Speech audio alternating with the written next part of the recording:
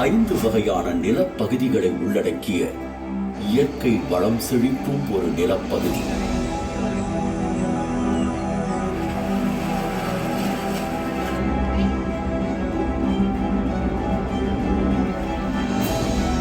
தமிழக நிலப்பரப்பானது தொன்மையான மொழி, தொடர்ச்சியான எழுத்தறிவு, பழம்பெரும் இலக்கியங்கள், பல்வேறு வகையான கலைகள், பிரமிக்க வைக்கும் நுண்திறன் மிக்க கைவினை தொழில்கள் என நீண்ட நெடிய பாரம்பரியத்தையும் வரலாற்றையும் கொண்டிருக்கு. இந்த தமிழக நிலப்பரப்புல மனித குல வரலாற்றோட தொடக்கத்தை பத்தி தெரிஞ்சுக்கணும்னா ஆயிரக்கணக்கான ஏன் லட்சக்கணக்கான ஆண்டுகள் பின்னோக்கி செல்ல வேண்டியிருக்கு. தமிழக வரலாற்றை தொடங்க வேண்டிய இடம் 15 லட்சம் ஆண்டுகளுக்கு முன்னால்.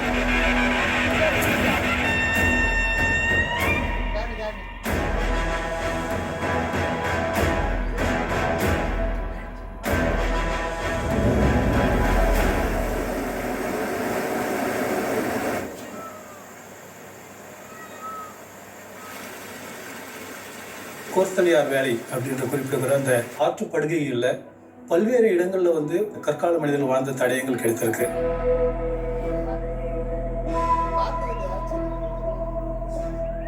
முதலாக கற்களை உபயோகப்படுத்தி அதை கூர்படுத்தி அதை வந்து ஆயுதமாக பயன்படுத்தி விலங்குகளையும் எல்லாம் மரங்களுடைய பழங்களையும் அடித்து சாப்பிட்டு அதில் வாழ்ந்திருக்கிறாங்க. ஹேண்டாக்ஸ்ன்னு சொல்லக்கூடிய ஒரு கற்கருவியை இவர்கள் உருவாக்கி இருக்கிறார்கள். அதுபோல கிளீவர் எனப்படும் ஒரு கிழிப்பான் அப்படின்ற ஒரு கருவி, அது போன்ற பல வகையான கருவிகளை இந்த கால மக்கள் உருவாக்கி இருக்கிறார்கள். இந்த காலகட்டத்தை தான் பாலியோலித்திக், அதாவது பழங்கற்காலம் அப்படின்னு சொல்றோம். இவங்க வந்து இயற்கையாக காட்டில் கிடைக்கக்கூடிய அந்த விலங்குகளை வேட்டையாடி உணவுகளை சேகரித்து, தாவரம், பழங்கள், கொட்டைகள், இது மாதிரி அந்த இதை சேகரித்து வாழ்ந்து வந்திருக்காங்க. இயற்கையா இருக்கிற குகைகள், பாறை மறைவிடங்கள், அங்கதான் வாழ்ந்திருக்காங்க. ரெண்டாவது, இவர்கள் இடம் விட்டு இடம் நகரக்கூடியவர்கள். அதாவது ஒரே இடத்துல இவங்களுக்கு வேண்டிய உணவு கிடைக்காது. ஒரு இடத்துல இவங்க ஒரு குழுவா தங்குவாங்க. அதுக்கு பேர் பேண்டுன்னு சொல்லுவாங்க. ஒரு பேண்ட்ல 25 to 50 பேர் ஒரு குழுவா இருப்பாங்க. அந்த இடத்துல உணவுகள் தீர்ந்தோன்னா இன்னொரு இடத்துக்கு புலம்பெயர்வாங்க.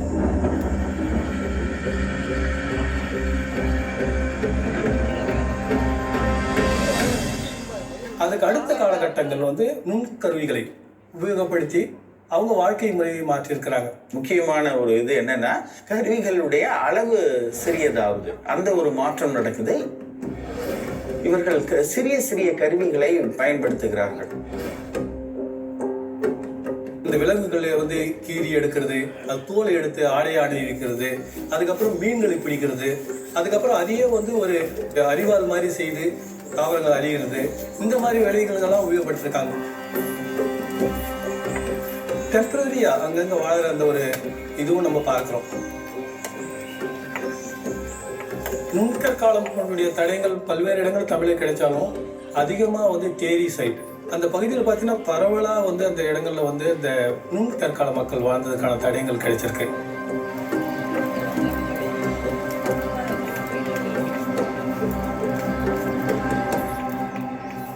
அதுக்கப்புறம் வந்து இந்த நிலைப்பாடு மெல்ல மெல்ல மாறுது. இந்த காலகட்டத்தில் தான் மனிதன் இந்த பழைய கற்கால கருவியிலிருந்து புதிய கற்காலத்திற்கு மாறுகிறான். கற்களை வந்து வலுவழுப்பாக ஆக்கி அதை வந்து உபயோகப்படுத்துகிற ஒரு காலகட்டம், அதை வந்து நம்ம நியோலித்திக் அப்படின்னு சொல்கிறோம். புதிய கற்காலம் அப்படிங்கிறது மனிதன் அந்த வேட்டையாடுகிற தொழிலிருந்து வேளாண்மைக்கு மாறுகிற காலம். அதை வந்து நியோலித்திக் ரெவல்யூஷன், புதிய கற்கால புரட்சி காலம்னு சொல்லுவாங்க. அப்புறம் புதிய கற்கால மக்கள் பானைகளை செய்திருக்கிறார்கள். வேளாண்மை செய்து தானியங்களை எடுக்கும்போது அதை சேமித்து வைக்க இவங்களுக்கு பானைகள் தேவைப்படுது. அப்போ வேளாண்மை செஞ்ச சேமித்து வைக்கிறதுனால ஒரு வருடம் விளையிலனா கூட நீங்கள் அதை வந்து அங்கே நீங்கள் இருக்கலாம். அந்த அளவுக்கு இருக்கும் பொழுது, அப்பொழுது உபரி உற்பத்தி இருக்கும் பொழுது பல்வேறு கலை வருகிறது. அப்படி வந்தது தான் நம்ம பாறை ஓவியங்கள்.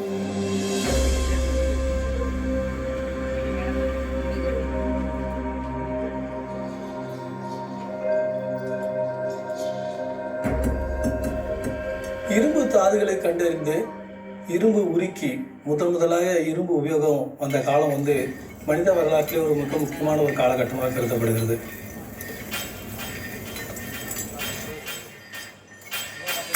ஏன்னா இரும்பு வந்ததற்கு பிறகு அவர்கள் காடுகளை அழித்து வேளாண்மை செய்ய முடிந்தது. அப்ப இரும்பு வந்ததுக்கு அப்புறம் வேளாண்மை மற்றும் ஆடு மாடு மேய்த்தலுடைய பெருக்கம் அதிகமானதுன்னு சொல்லலாம். இவர்கள் வந்து பெரிய ஊர்களில் வாழ்ந்திருக்கிறார்கள். எளிமையான வீடுகள், அதாவது அழியக்கூடிய பொருள் களிமண் மரக்குச்சிகளை பயன்படுத்தி வீடுகள் கட்டி வாழ்ந்திருக்கிறார்கள். ஆனா இறந்தவங்களுக்கு மட்டும் நிறைய மென்கர், குத்துக்கள், கற்பதுக்கை, ஸ்டோன் சர்க்கிள், கல்வட்டம், தாழின்னு பலவிதமான அந்த ஈம சின்னங்களை உருவாக்கி இருக்கிறார்கள்.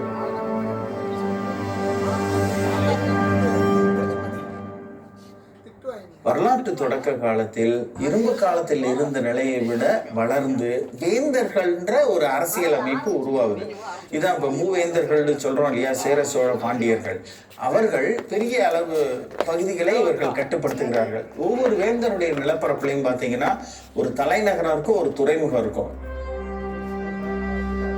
இந்த காலகட்டத்தில் தான் முதல்ல எழுத்து அறிமுகப்படுத்தப்படுகிறது. தமிழ் பிராமி அல்லது தமிழி எனப்படும் எழுத்து அறிமுகப்படுத்தப்படுகின்றது.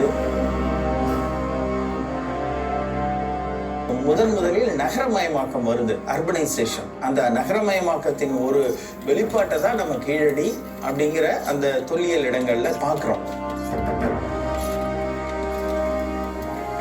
கற்காலத்தில் தொடங்கிய மனித வாழ்க்கை ஓர் உயர்ந்த சமூக நிலையை எட்டியது.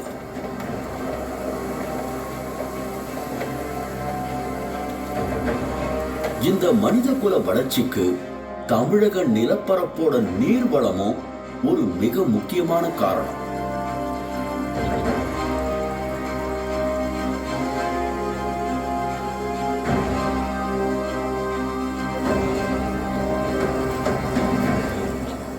மேற்கு தொடர்ச்சி மலையிலிருந்து கிழக்கு நோக்கி செல்கிற இந்த நதிகள், இது வந்து குறிப்பாக நம்மளுடைய பாலார், பெண்ணையார், காவேரி, நம்ம வைகை, தாமிரபரணி, இன்னும் ஒரு 200 கிலோமீட்டருக்கு ஒரு முறை ஒரு மிகப்பெரிய நதி ஓடிக்கிட்டே இருக்கு.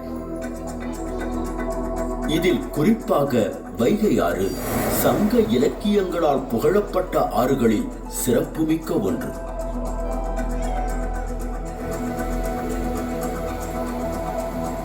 வைகை ஆற்றங்கரையில் மனித நாகரிக வளர்ச்சிக்கான தடயங்கள் புதிய கற்காலத்திலிருந்தே கிடைக்கின்றன.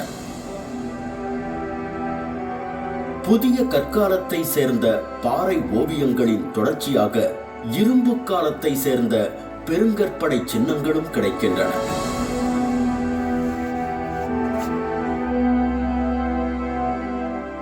அதன் தொடர்ச்சியாக தொடக்க வரலாற்று காலத்தை சார்ந்த தமிழி எழுத்து பொறிக்கப்பட்ட நடுக்கற்களும் கிடைக்கின்றன. இந்த நடுக்கற்கள் இந்தியாவிலேயே தொன்மையானவை. நடுக்கற்கள் மட்டுமில்லாம தமிழி எழுத்து பொறிக்கப்பட்ட பாறை கல்வெட்டுகளும் ஏராளமாக கிடைக்கின்றன. இதில் குறிப்பாக 2300 ஆண்டுகளுக்கு முன்பே மதுரை பெயரானது மேட்டுப்பட்டி கல்வெட்டில் குறிப்பிடப்பட்டிருப்பதோடு அழகர்மலை கல்வெட்டிலும் குறிப்பிடப்பட்டிருக்கு.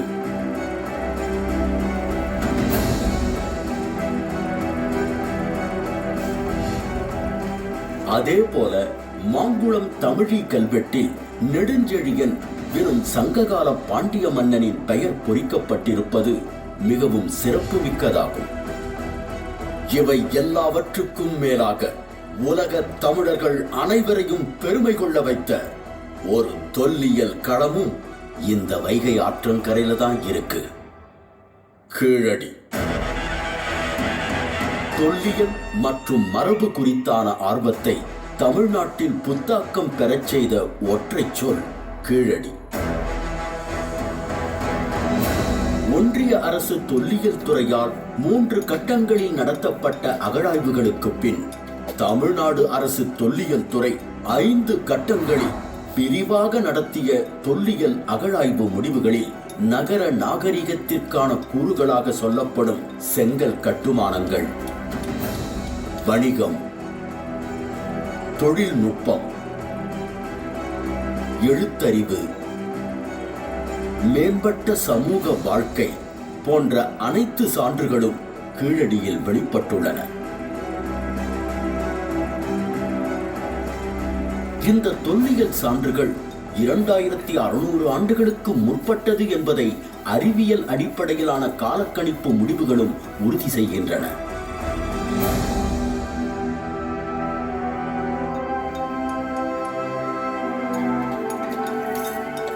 தமிழ்நாட்டில் முதல் முறையில் வந்து ஒரு விரிவான கட்டிடப்பகுதியில் கிடைத்த இடம் வந்து கீழடி. அந்த கட்டிடப்பகுதியில் வச்சு தான் நம்ம சொல்கிறது நகர நாகரிகமாக இருந்திருக்கும்.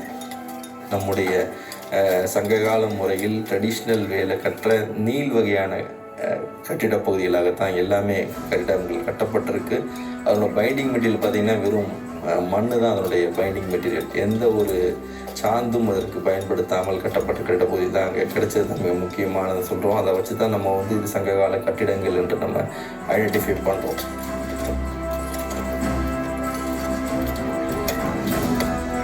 இது மட்டுமல்லாமல் இரும்பு பொருட்கள், விலை உயர்ந்த மணிகள், பல வகையான மட்கலன்கள், நெசவு தொழிலுக்கான தக்கடிகள் என தொழில்கள் சார்ந்த சான்றுகள் கீழடியில் கிடைக்கின்றன.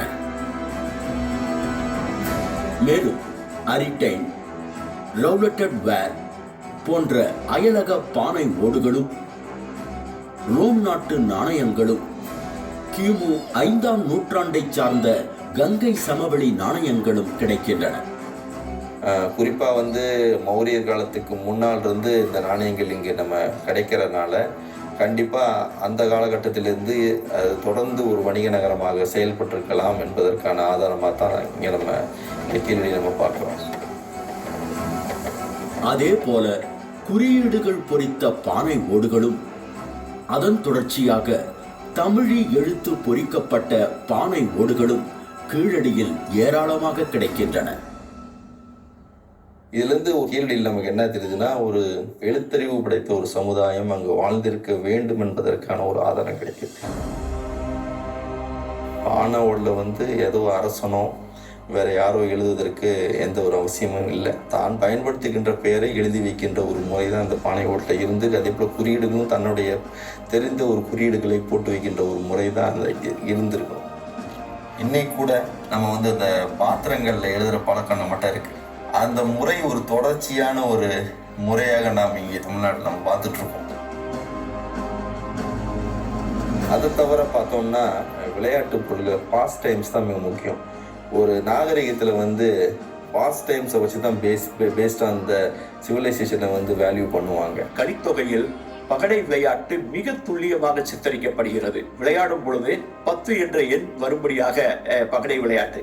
அப்படி என்றால் அது ஒரு கனசதுர பகடையாகத்தான் இருக்க வேண்டும். கலித்தொகையில் பேசப்படுகிற பகடையும் கீழடியில் கிடைத்திருக்கக்கூடிய பகடையும் ஒன்றே. சங்க இலக்கியம் ஒரு புனைவு இலக்கியம் அல்ல. அதனுடைய நம்பகத்தன்மையை கீழடி நமக்கு எடுத்து உணர்த்தி இருக்கிறது. இன்னும் சொல்ல போனால் எனக்கு தெரிந்தவரையில் இந்தியாவில் இன்னொரு அகழ்வாய்வு தடமும் இன்னொரு இலக்கியமும் இவ்வளவு நெருக்கமாக நின்று கை குலுக்கிக் கொண்டதே இல்லை.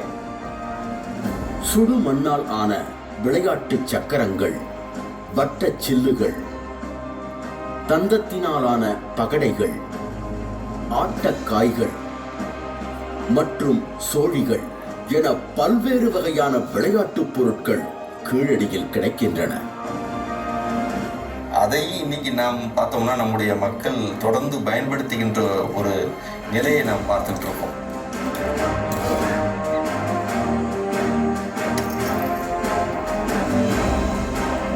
தமிழகத்தினுடைய பண்பாட்டு மேன்மைக்கு காரணம் அது தொன்மை மட்டுமல்ல, அதன் தொடர்ச்சியும் கூட.